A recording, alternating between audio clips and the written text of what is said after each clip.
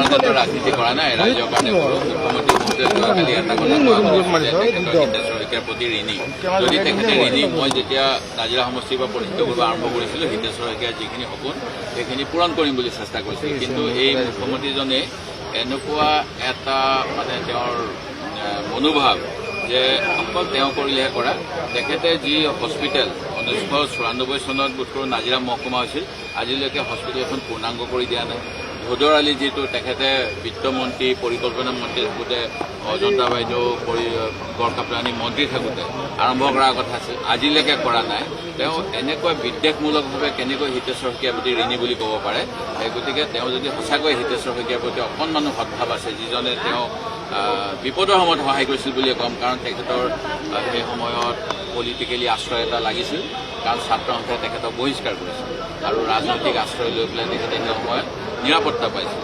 গতিকে তেখেতৰ যদি সঁচাকৈয়ে সেই তেনেকুৱা ভাল গুণ আছে যে উপকাৰীক অজগৰে নোখোৱা, তেতিয়াহ'লে নাজিৰা সমষ্টিৰ যিমান পেণ্ডিং কাম মই যোৱা সময়ছোৱাত কৈ আছোঁ সেইখিনি কৰি দিয়ক।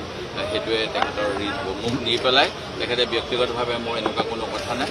বিজেপি দলৰ মই পুৰণা বিজেপি কৰ্মীসকলৰ মনত আঘাত দিব নিবিচাৰোঁ। RSS যিসকলে ভাল পায়, 1925 চনৰ পৰা তেওঁলোকৰ যিটো সপোন, এই কংগ্ৰেছী মানুহবিলাকক লৈ পেলাই পনীয়া কৰিব নিবিচাৰোঁ। গাখীৰ হৈ থাকক, পানী হৈ থাকক। গাখীৰ পানী খালে বৰ লাভ। মই নিজৰ কাৰণত ৰাজনীতি কৰা নাই, ৰাইজৰ কাৰণে কৰো। মুখ্যমন্ত্ৰী মহোদয়ে যোৱাকালি এটা কথা হিতেশ্বৰ শইকীয়াৰ প্ৰতি ঋণী। যদি তেখেতে ঋণী, মই যেতিয়া নাজিৰা সমষ্টিৰ পৰা প্ৰতিষ্ঠিত কৰিব আৰম্ভ কৰিছিলোঁ, হিতেশ্বৰ শইকীয়াৰ যিখিনি সপোন সেইখিনি পূৰণ কৰিম বুলি চেষ্টা কৰিছিলোঁ। কিন্তু এই মুখ্যমন্ত্ৰীজনে এনেকুৱা এটা মানে তেওঁৰ মনোভাৱ যে অকল তেওঁ কৰিলেহে কৰা। তেখেতে যি হস্পিটেল 1994 চনত বোধকৰো নাজিৰা মহকুমা হৈছিল, আজিলৈকে হস্পিটেলখন পূৰ্ণাংগ কৰি দিয়া নাই। ভোদৰ আলি যিটো তেখেতে বিত্তমন্ত্ৰী, পৰিকল্পনা মন্ত্ৰী থাকোঁতে, অজন্তা বাইদেউ গড়কাপ্তানি মন্ত্ৰী থাকোঁতে আৰম্ভ কৰাৰ কথা আছিল, আজিলৈকে কৰা নাই। তেওঁ এনেকুৱা বিদ্বেষমূলকভাৱে কেনেকৈ হিতেশ্বৰ শইকীয়াৰ প্ৰতি ঋণী বুলি ক'ব পাৰে। গতিকে তেওঁ যদি সঁচাকৈ হিতেশ্বৰ শইকীয়াৰ প্ৰতি অকণমানো সদ্ভাৱ আছে, যিজনে তেওঁ বিপদৰ সময়ত সহায় কৰিছিল বুলিয়ে ক'ম। কাৰণ তেখেতৰ সেই সময়ত পলিটিকেলি আশ্ৰয় এটা লাগিছিল, কাৰণ ছাত্ৰ সন্থাই তেখেতক বহিষ্কাৰ কৰিছিল আৰু ৰাজনৈতিক আশ্ৰয় লৈ পেলাই তেখেতে সেই সময়ত নিৰাপত্তা পাইছিল।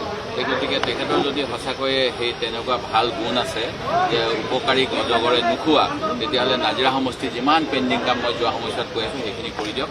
সেইটোৱে তেখেতৰ মোক নি পেলাই তেখেতে ব্যক্তিগতভাৱে মোৰ এনেকুৱা কোনো কথা নাই। বিজেপি দলৰ মই পুৰণা বিজেপি কৰ্মীসকলৰ মনত আঘাত দিব নিবিচাৰোঁ। RSS যিসকলে ভাল পায়, 1925 চনৰ পৰা তেওঁলোকৰ যিটো সপোন, এই কংগ্ৰেছী মানুহবিলাকক লৈ পেলাই পনীয়া কৰিব নিবিচাৰোঁ।